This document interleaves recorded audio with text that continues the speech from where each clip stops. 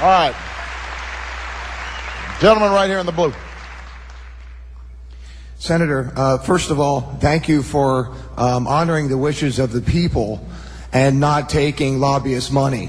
Absolutely. I appreciate that. You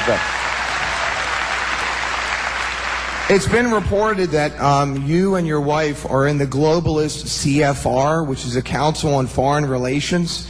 I'd like to know if that is true, and also I'd like to know where you stand on the North American Union, which has been confirmed recently in the press. Ron Paul actually spoke about it, and the Congress has actually spent some money on it. This North American Union involves a union much like the European Union, only with Canada, Mexico, and the United States, and the possible merging of the money system into a piece called the Amero, which would actually strip the United States of some of its sovereignty and perhaps our rights. Where do you stand on that? Well, first of all, I'm not... The Council on Foreign Relations, I don't know if I'm a official member. I've spoken there before. It basically is just a forum where a bunch of people talk about foreign policy. And so there's nothing, there's no official membership. I don't have a card or, you know, a special handshake or anything like that. In terms of this North America, union, this has been something I know Ron Paul's talked about and people have been talking about. I have to say, with all due respect, that I see no evidence of this actually taking place. I think this has been something that has been ginned up in certain blogs and the internet. It was based partly on the fact that there's this highway being built in Texas that will facilitate more transportation and travel between Mexico and the intercontinental United States on up through Canada, and so people have perceived that this potentially means that somehow there's going to be this union like the European Union. There's no evidence that that's taking place.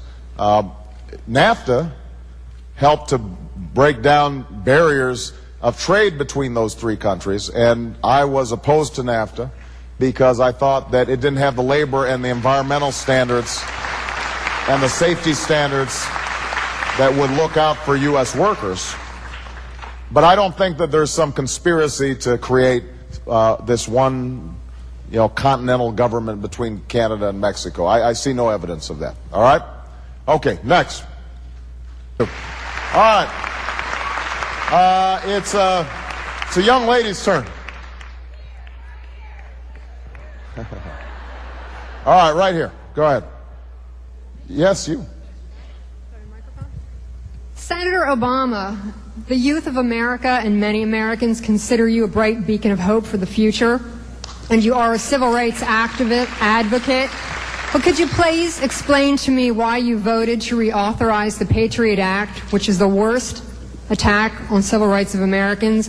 And we do now know that George Bush's fabricated reasons to go to war were fabricated, so we do not need the Patriot Act to keep us safe. Let me tell you what, first, it's not actually true that the Patriot Act was the worst. Most of the problems that we have had in civil liberties were not done through the Patriot Act. They were done through executive order by George W. Bush. And that's why the first thing I will do when I am president is call in my Attorney General and have he or she review every executive order to determine which of those have undermined civil liberties, which are unconstitutional, and I will reverse them with a stroke of a pen. And so that is actually how, that's actually how the worst abuses have occurred. That's what happened with Guantanamo. That's what happened with the warrantless wiretaps. That's what's happened with the suspension of habeas corpus. That's what's happened in terms of the rounding up of Americans of Muslim extraction. Those weren't done through the Patriot Act. Those were all done separately. The first Patriot Act, I wasn't there, so I did not vote for that. The second one, I actually worked with Russ Feingold, who was one of the people who opposed it, to try to amend it to deal with some of its excesses. there were some provisions in the Patriot Act that actually did address changes that needed to take place. And let me give you a specific example. Prior to the Patriot Act, you could not wiretap a phone that wasn't land-based. Now think about it. Nobody uses a land-based phone anymore. Certainly, people who might be engaging in terrorism aren't going to be using an old dial-up phone. Right? So it made sense then to change that law. And there were some other provisions that made sense. There were a number of provisions that went way overboard, including, for example, going through library records. We instituted a series of amendments that changed some of the worst excesses of the previous law. Some of the other amendments were blocked by the administration and the Republican Congress. But I want everybody to understand, I taught constitutional law for 10 years. I take the Constitution very seriously. The biggest problems that we're facing right now have to do with George Bush trying to bring more and more power into the executive branch and not go through Congress at all.